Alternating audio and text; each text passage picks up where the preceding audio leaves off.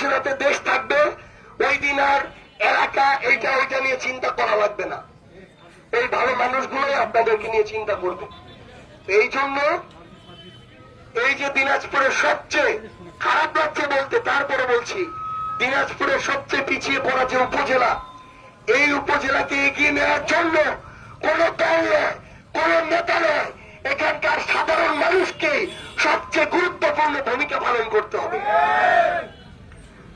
আপনারা যদি একসাথে সিদ্ধান্ত নেন যে আগে কি ছিল বাদ, এইবার আমাদের জায়গা থেকে আমরা নতুন করে সবচেয়ে ভালো মানুষটিকে সুযোগ দিব, তাহলে আপনাদের উপজেলা এগিয়ে যাবে। কয়েকটা জায়গায় ছাড় দিবেন না।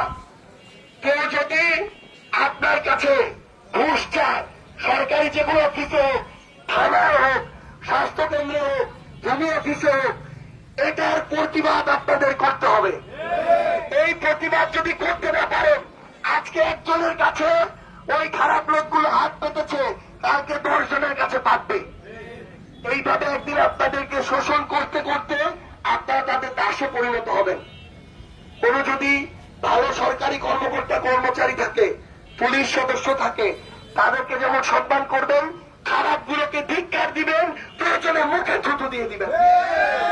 কারণ এই খারাপ গুলোকে কিছু বলতে না বলতে এরা মাথায় উঠে গিয়েছে।